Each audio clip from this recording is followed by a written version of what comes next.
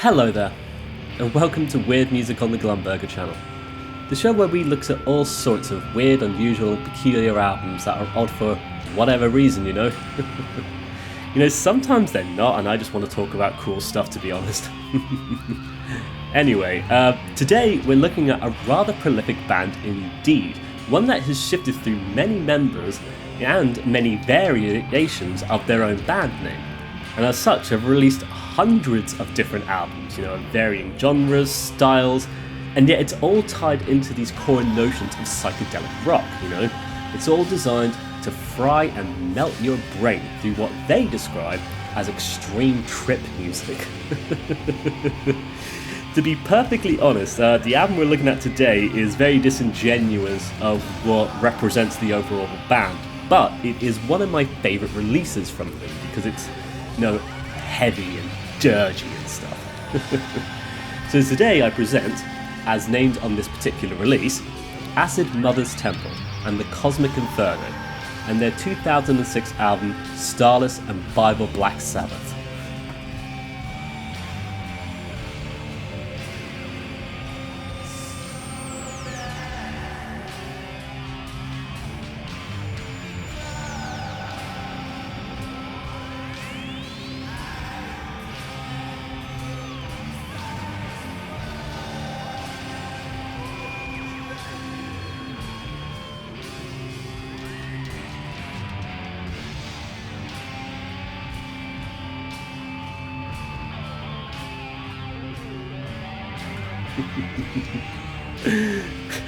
Yep, so this is a very interesting project. It's probably fruitless to ask who the band are, as there's been so many members across their incredibly long history of releasing music.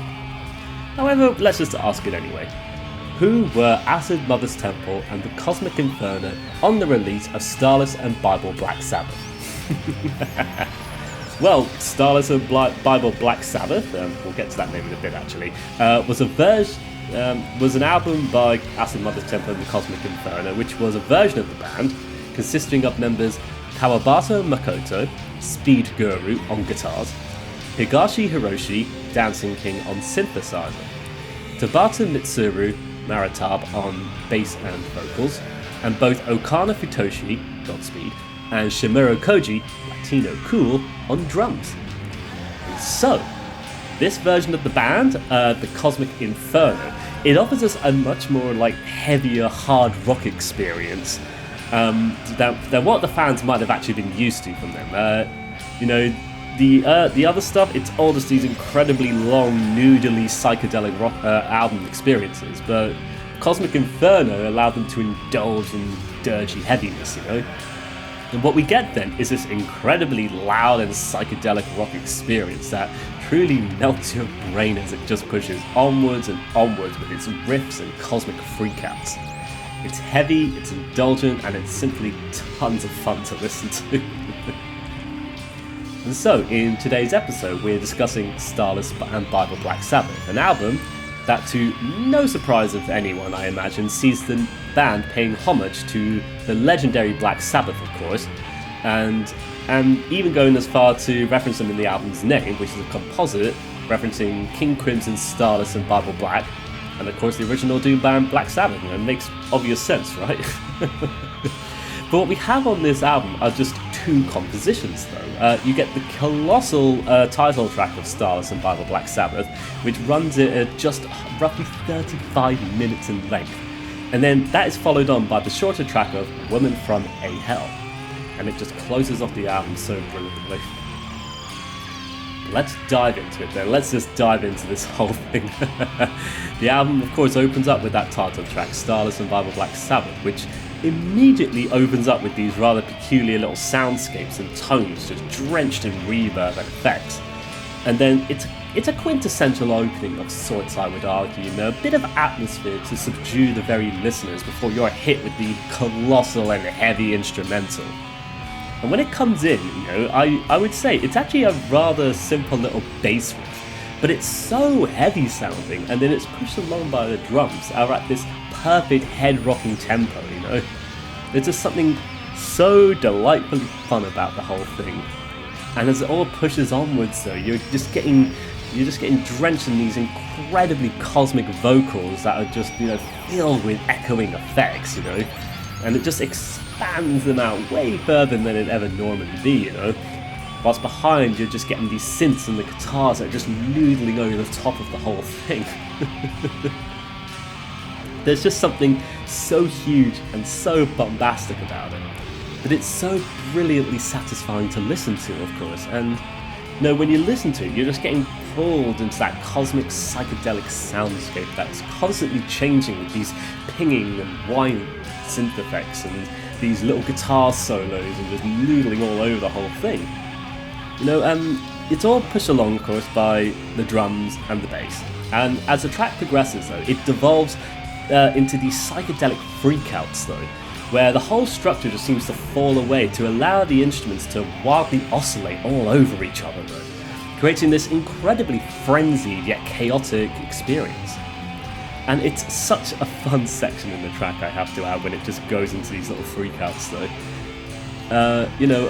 It just really gets you going the more it progresses, if that makes sense, before it then fades away into these feedback-laden squeals. And they just ring out for a bit, It just lets you sort of sit there and go, whoa, what's happening here? Before you're introduced back to the riff again, of course. It brings you right back down to earth. And then that same structure and that same tempo and the instruments continue to wildly play over the top of it all. And I think there's something brilliant and satisfying about that. And as well, though, when you listen to this, I love how the actual guitar tones are sounding as well, as they just noodle away. It just brilliantly executes this psychedelic madness that the whole composition is presented. A point I've mentioned here is apparently it's very fun at around 20 minutes in, though, because all the instrumentals seem to fade away, and it just gives the guitar room to finish this little guitar solo it's doing. It's just like all over the thing. And for some reason, this reminds me so much of the ending sequence to Back to the Future, where Marty McFly plays the guitar for the Class of Hill Valley. Just those wild squealing tones that are just like... But of course though, it's you're getting into that thing that's fading out and stuff. But with this being Acid Mother's Temple and the Cosmic Inferno, you get another reintroduction into the opening riff again, a third time that it does this. Only this time it picks back up the guitar solo and gives it so much time as necessary to just do its thing.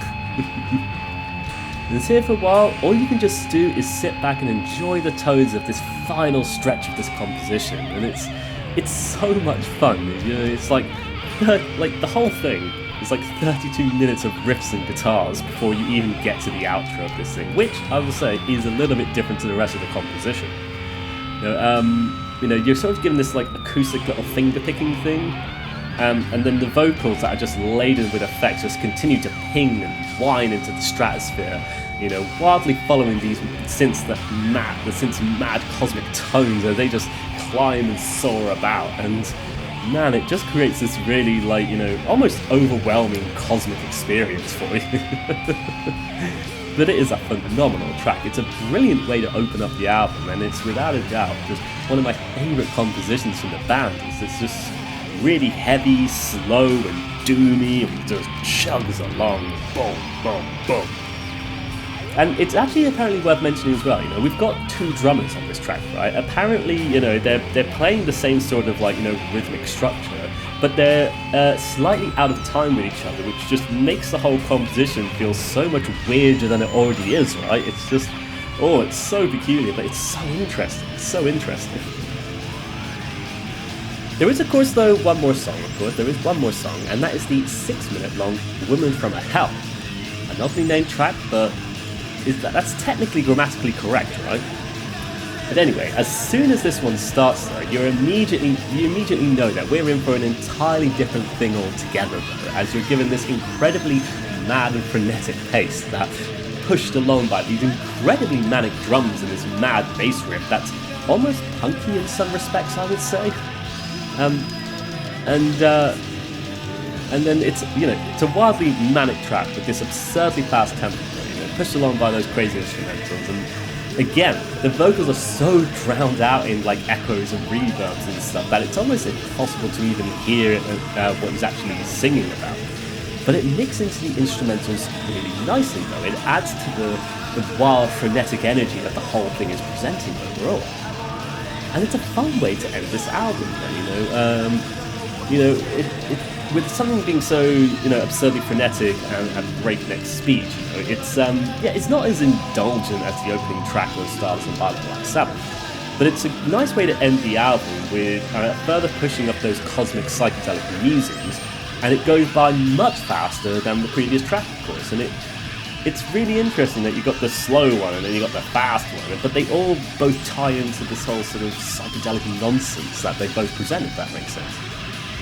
And this one ends on such a weird cluster of tones and noises, though. It's like the whole instruments have simply exploded by this point, and it just leaves nothing behind. Man, what a fun way to end this thing. And so with that, we've essentially covered the entirety of Starless and Bible Black Sabbath, And I'll be honest though, Acid Mother's Temple, it's one of those bands I actually don't know a great deal about. I mean, I know of the band, I've listened to a bunch of their albums, as I discovered the band through checking out the discography of Alienate Records, which of course Starless and Bible Black Sabbath was released on, of course. But this was always one of those albums I really enjoyed, though. It was always at the top of my iTunes discography because it was Acid Mother's Temple for some reason, so it was always an easy access to listen to this one, and I just loved how heavy it was. I loved how frenetic, mad, crazy, just nonsensely it was, but so just interesting, right? And I'll say again, with such a vast and eclectic discography, I would argue that this is perhaps not the best place to start with this band if you want to know a lot about the whole overall band. But this is a really good album from them, I would argue. I think, it's without a doubt one of my favourite releases from, any facet of the project, and I still return to it every now and then when I just want to listen to something long and heavy, Of course, if you do prefer spacey abstract noodles though, literally anything under the Acid Mother's Temple moniker will do. If you like it a bit heavier though, then check out the Cosmic Infernos, right? And so with that then, I think we're going to come to the end of today's weird episode of Weird Music, right? There's no doubt in my mind, Acid Mother's Temple, one of the weirdest bands out there at the moment, and they not only have this incredible and vast discography, but even having monikers of the same, under the same name of sorts to explore genres under the whole Acid Mother's Temple ethos, I think that's incredibly interesting and just lets you as a band just do what you want, basically, And I have to say, it's one of the wildest discographies I've ever seen, truth be told. There is some truly brilliant albums in amongst it, I'd say, regardless of which Acid Mother's Temple you're listening to, if that makes sense. And so with that, I would like to thank you for watching today's episode of Weird Music. I do apologise for not covering one of the more conventional albums, if that makes sense. And instead just going straight for the Cosmic Inferno, but whatever, right? This is the one I really want to talk about because it's my favourite one. In any case though, if you're still watching and you are a fan of Acid Mother's Temple, of any iteration of the band, then please let me know in the comments what your favourite release is from any version of the band is, as I'd like to check out more stuff that isn't just the releases of Alienate Records, if that makes sense. With that though, I wish you all the best. Hope you take care, all the best, and bye bye for now. Bye bye!